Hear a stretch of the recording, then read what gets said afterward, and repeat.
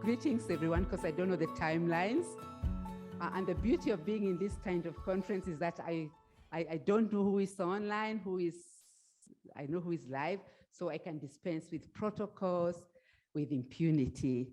Professor Joan Carlos, thank you very much for having us here. And this is a time now that I'll move you out of the rigors of positivist law, out of, not quite out of scholarly rigors, but tempered with a little emic experience, because I'm going to speak about something that I've lived and something that I know a little thing about, especially in my community work with churches where we are trying to build peace in the Horn of Africa. However, because this is a conference where students and legal scholars are in, I'll try to draw a few parallels between legal theories and theories of governance that are known to you. And my paper is just some musings of an old woman throwing us back, walking down memory lane to see where we were as a people, what worked for us, why it worked, what happened on colonization, and I'm not just blaming colonization, as you'll see, and whether there's something we can borrow from there or actually retrace our steps back in the context of Ubuntu, if you're going to rebuild peace and development, particularly for the continent of Africa. Like a good lawyer, I'll start with my definitions. Ubuntu is actually Nguni for humanity, but theorists and scholars, especially African scholars, have extrapolated and defined that into a philosophy. And one of our icons, Desmond Tutu, did say we think of ourselves far too frequently as just individuals. This is when he was receiving his Nobel Peace Prize. And among many other things, he sang the praises of Ubuntu that had made South Africa, after the experiences, to be a nation that's beginning to live together as the rainbow nation, as you know them. Nearer home, oops, this thing doesn't move. Okay. Waiko, are you on standby? Nearer home, we have our own theologian and great scholar, Professor Biti, who many of us will know. And he gives a philosophical standpoint that we can put through the rigors of scholarly inquiry.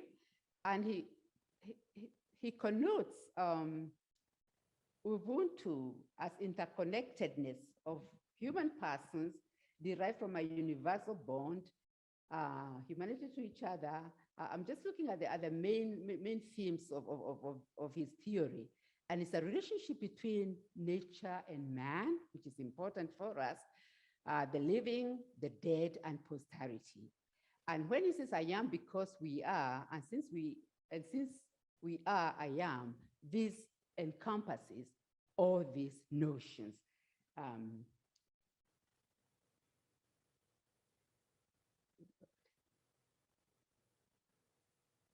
Now, and the contextual framework for these thoughts is in pre-colonial Africa, which, as far as I'm concerned, is the only authentic epistemological and ontological reality for us. And I've chosen the Agîkũũyũ as a prototype community, not because of my emic experience as a Agîkũũyũ, but it's also the largest people group in this region. It's also monotheistic, and this had a bearing in the manner in which we were colonized as a people. And it's also rich in history in social, cultural, economic, and political reality of the nation. Okay. I wish I didn't have to do this. And within this, we look at the dichotomy between the Hellenic communitarian Africa vis-a-vis the liberal utilitarian Europe. And in this context, we see a few of the African norms of justice, which are by and large, and listen, we have heard this from other speakers, inclusive, restorative, rehabilitative, redistributive, regenerative, egalitarian, and life-giving. And this is critical because Africa is life-giving. And then we look at really the genesis of the conflicts, which this paper blames really on received law and imported norms, customs, and practices that were at best alien and that was repugnant to the traditions of the people. And the theoretical framework is that the Agîkûûyû structural function is people, yet highly egalitarian and complementary in the way they run their lives. Most of the data I have is anecdotal and for pretty obvious reasons, but there'll be some empirical data.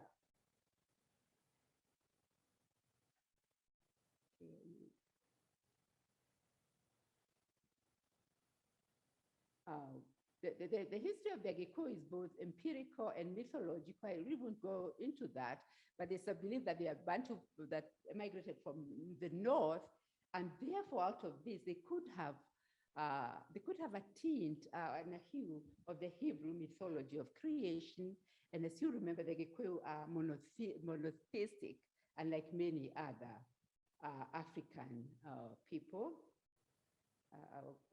Those are the mythologies, the people, the place, the situation of their land. We are surrounded by 4 mountains, and remember, mountains have in both Abraham.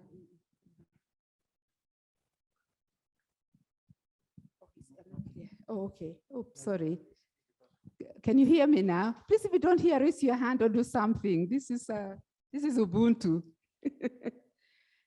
Okay, thank you, Professor Wen. Okay. The situation of our land also has a spiritual connotation because we are surrounded by the mountains. Remember, I'll look up to the mountains. Those are the mountains that surround us.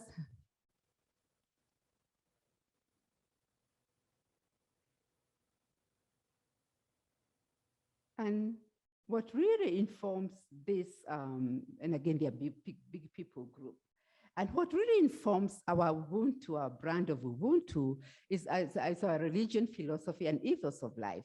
The Agîkûûyû were monotheistic, I've said this, but this is what perhaps caused their amenability to be colonized, and also their reticence not to be evangelized into a religion that was not too dissimilar from theirs. And from Gai, Mwenenyaga, who is the supreme God, flows the vital force that interconnects the universe. And therefore, for us, life is one continuum: the past, our ancestors and ancestral spirits, the present, and the hereafter, the future generations. Life is holistic. There's no demarcation between the physical, the psychological, the emotional, and the soul, the spiritual.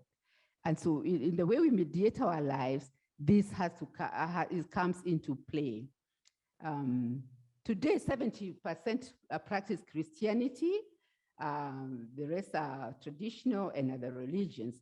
Land has a spiritual connotation because it was God's special gift to the Agîkûûyû. And hence the divide between public and private land, ownership was ethereal or non-existent. And they are highly communitarian people predicated upon the strong bonds of Urumwe, which perhaps is a domesticated version of Ubuntu. Now, Ubuntu, as practiced by the Agîkûûyû people, was predicated upon 3 pillars. One is truth, not dictated by facts, is the truth of God, justice, and diligence. And these were also the attributes of God, and therefore he demanded of the Agîkûûyû people to practice these attributes in their day-to-day life. And any deviation from these attributes would resort to perhaps sacrilege for us, but to a greater sin, which would make the nation perish. Perhaps we could borrow a little from Aristotle's Nicomachean Ethics and see what it says about this, but it's a very loose analogy. And this is the ethos that informed the totality of the Agîkûûyû life. Hence, the Ubuntu in the Agîkûûyû context created an immutable bond between Gai, Mwenenyaga, the creator, and his creation, that's people, land, fauna, and flora. Okay, I wish there was a way I could move this quicker.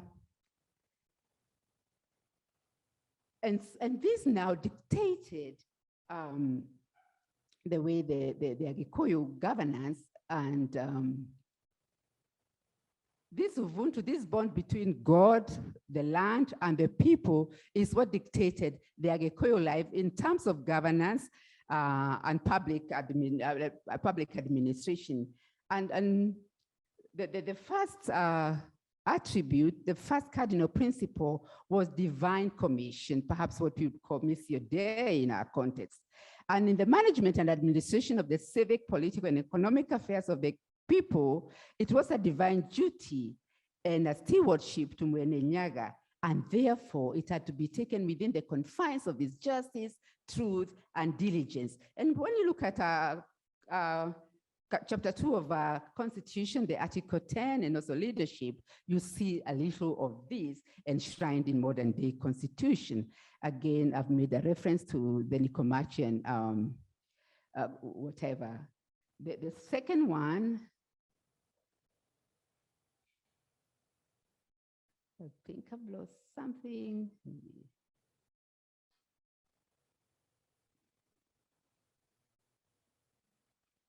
B, the second D is the democratic practices. Political authority amongst the Kikuyu derived from the people and was collective and consultative at all levels. And although it was in the Aristotelian, Platonian, Lockean, and Lacanian democratic processes, democracy was based on the tenets of Ubuntu as exemplified by African traditions, culture, and values of inclusivity, community, reverence for God, ancestors, and non-violence. And the other D was the devolution of authority. And like many other traditional communities, the Agîkũũyũ government was highly decentralized. Each unit of devolution was autonomous but interdependent. And perhaps you could draw a parallel between that and Aristotle's political partnership theory. And it is these 3 Ds, these 4 Ds rather, the demarcation and delimitation of power. There was no separation of power between the organs of governance in the Montesquieuian sense, but there were very stringent checks and balances. And this enabled the community to live in cohesion and interconnectedness. And governance was so intertwined and holistic that there was no clear delineation between civic, political, social, or economic spheres. And so life was one big hole for these people. And so when it came to governance, and for these principles to work, the core institution of governance were the family and the age set. And I won't go into details of that because I'm hoping to publish a paper on this, but perhaps what I need to say here for the purposes of our understanding about the power is that although there are 4 levels of hierarchy in the leadership, the Kiama, or the Council of Elders, was on top, the Moherega, the Mbari, and the Moshie. I hope I'm still visible.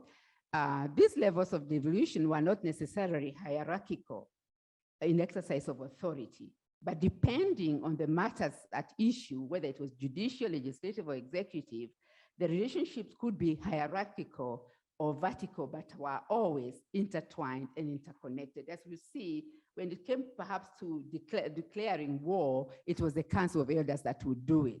But power devolved right to the smallest unit, that's a family, which we call Nyumba, Mushie, then comes the clan, and then the Bari, which was the larger clan, and then the Council of Elders. Okay, let's say that.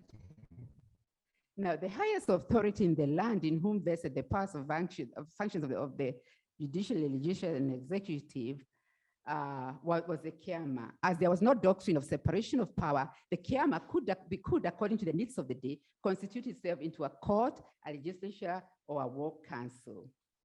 And remember, in all these undertakings, Ubuntu, the fear of God, diligence, and truth would be cardinal.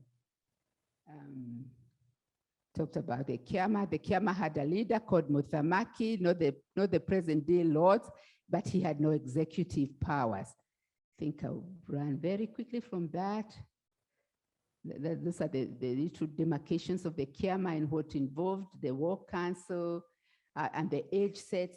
And the reason for the agces was to ensure that the leadership of the community fell into seasoned hands, but not hands that had expired. So we did not have octogenarian leaders, and at the same time, power was so controlled that it was put in the hands that people respected and people who had experience in war, in governance, in wealth, and who had a good memory. Remember, we were an oral society.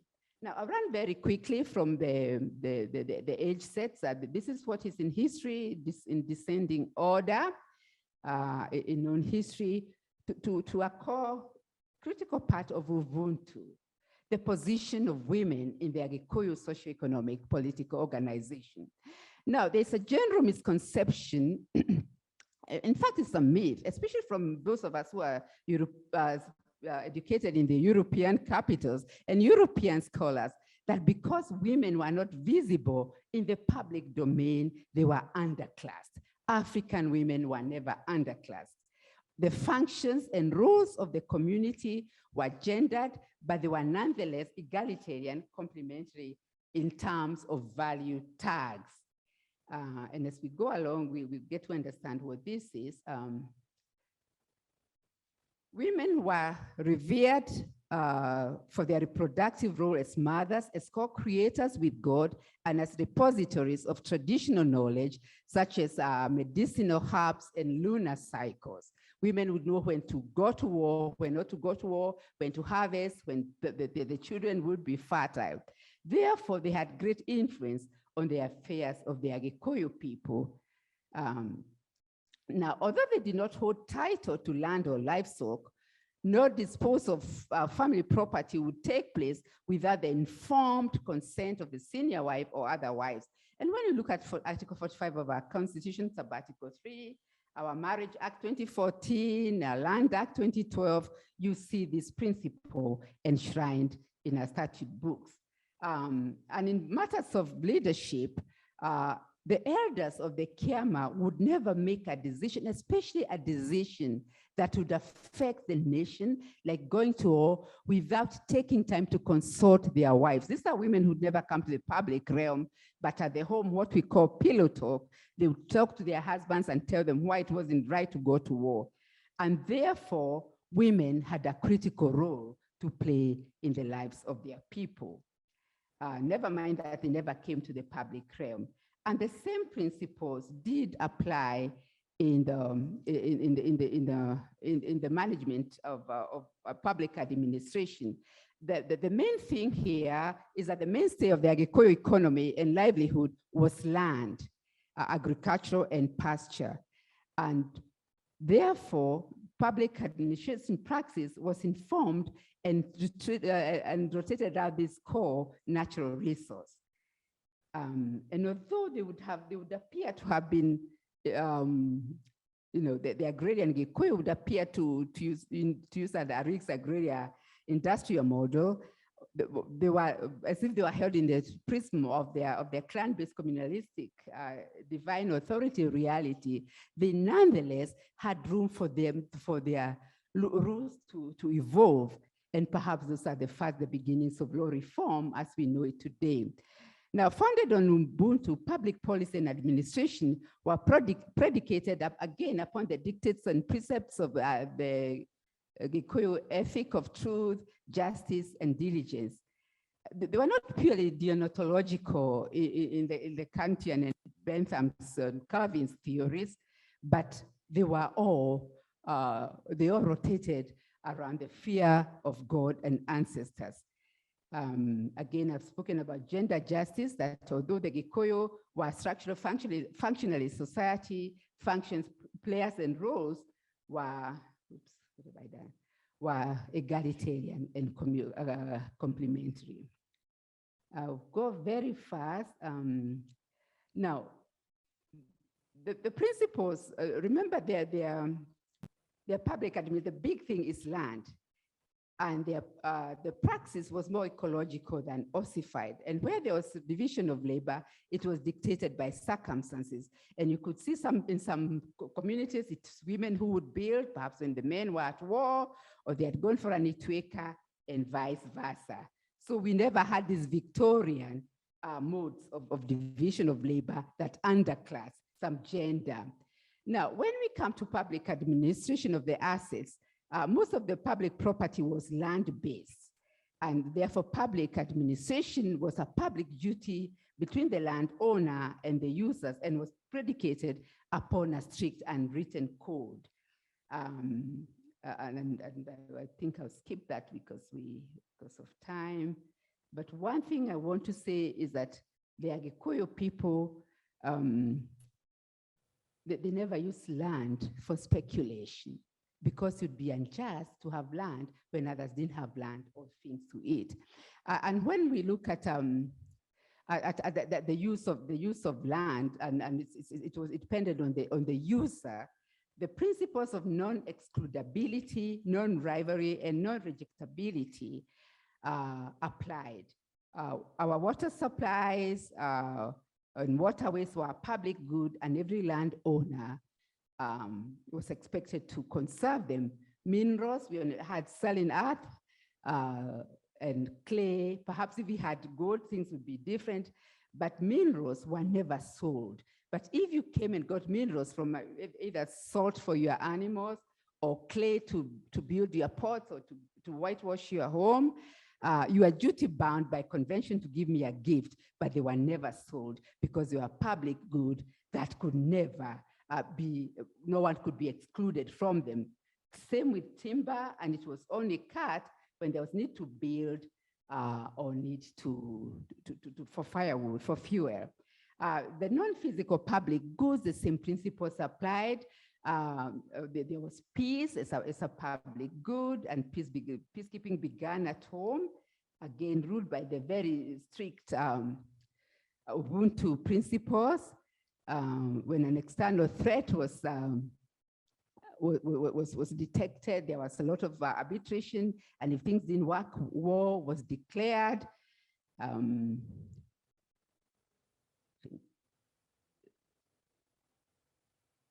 The religious and medicinal knowledge were the preserve of the Arabic seers, medicine men and women, and witches and witch doctors, and ancestor spirits were intercessors, and division of labor was strictly observed because it was taboo for religious artifacts to be touched by anyone else. My time is up. Sorry? 3 minutes. Oh, I'll wind up. And then what happened? The tragedy of the ages happened. After the Berlin Conference in 1895, we were colonized. And this altered the Agîkũũyũ socio-cultural and political structures and disrupted time-tested notions of socio-economic, gender, and climate justice, and by imposing imported prescriptive and coercive laws alien to us, and it was repugnant to the notions of justice, the notions of Ubuntu and people. Granted, especially if our colonizer, the British, she's a great administrator, they were attempting to mitigate the negative impacts of imported law by restating our customary laws and trying to code it. But this only exacerbated the harm visited upon the people and their traditions. And Cotran Eugene, who my Ugandan brother, we also know very well, is credited with this. Traditional methods of dispute resolution were discarded, and in their place, expensive and resources-intensive litigation systems were put in place, and the rain began beating us then. And therefore, this paper suggests that if we are going to go back to where we are, not really back in history, but to borrow some of those traditions and value systems that worked, we must return, to use another African terminology, return the river back to its course. And this is not a task for the faint-hearted, nor is it a call to indulge in reckless nostalgia. It is a radical retro and introspection into our history, to remember the quarry from which we were hewn, and to do that we ought to do be it legislative or policy reforms. Fortunately, this is not an unbeaten path, because despite the deficiencies of our Lancaster House constitutions, our founding fathers did try to take the river back to its course. You remember Kenyatta's paper, 1965, session of paper number 65. We remember Julius Nyerere's Ujamaa, back to Ujamaa. They both didn't meet with much success. But despite all this, especially for us Kenyans, the Constitution of Kenya 2010 did, and in fact, encapsulates some of our cultural norms and practices and structures that enable people to mediate their social, cultural, economic, and family lives in the context of their culture and participate in their own welfare, as reflected in devolved governments and other provisions. Remember, at the heel of colonization was conversion to Christianity, and the church has a prophetic role. If there are many convergences between the church's social teachings and the tenets of faith and Ubuntu, and I won't go into that as most of us are aware of the respect for human life. Sorry,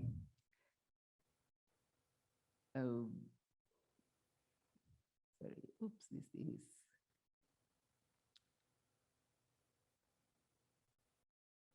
Well, I've lost the church's social teachings, but I know you know them. And finally, our own cultures and our Ubuntu, the unity of this of spirit, of bonds of a culture and a tradition that watches out for one another, our interconnectedness as a people, our shared history. And this is critical for us, especially in this congregation, as people who have faced insurmountable evil, including but not limited to slavery, colonialism, cultural, political, and economic imperialism, neocolonialism, and dictatorship, and we have triumphed over all. And also the unshakable belief in our collective ability to transform our lives. And then the final question, I told you this paper just asks questions. Who is better equipped to traverse the spiritual and temporal realms of our world and to call to remembrance the rock from which we was hewn, but our generation of Africans who share a triple heritage, our indigenous heritage, these Ubuntu things we've been talking about, impositions of our Western culture and education, that I can stand here and talk to people in the US, Canada, Singapore, and talk to a congregation in Nairobi, speak law, and also a religious persuasion. So the onus is on us to do that which we need to do if we are going to go to take the river back to the coast and predicate our laws, our policies on life-giving norms, values, traditions, and customs of the people. Thank you.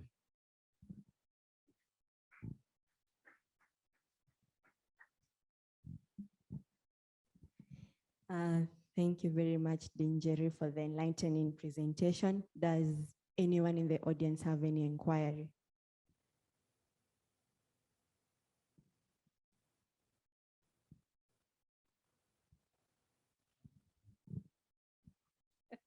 And I also ask questions, and Mwalimu ask questions. JJ, do you want to ask something? Sure.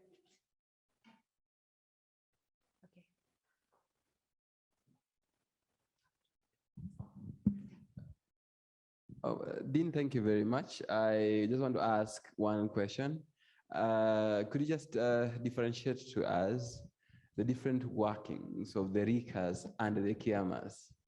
They were particularly, they must have been for specific aspects of government. Thank you. The different kiamas and the rikas. So is the other way, the different rikas? Yes. Rikas are the generations, the age sets. Okay. And the kiama would be selected from the rika on various values. One, leadership. Okay. Two, the ability to support the ability to support the community. And one of them, and I know I'm in a Christian university, was polygamy. Because if you're not polygamous, it showed that you're either very poor or didn't love people. And the ability to have a great memory, and also the wisdom. You don't send people to war. Now, the essence of the rikas was to ensure that the ruling, the parameters for rulers was adhered to as people with integrity, with substance in terms of age and experience. Yeah, thank you.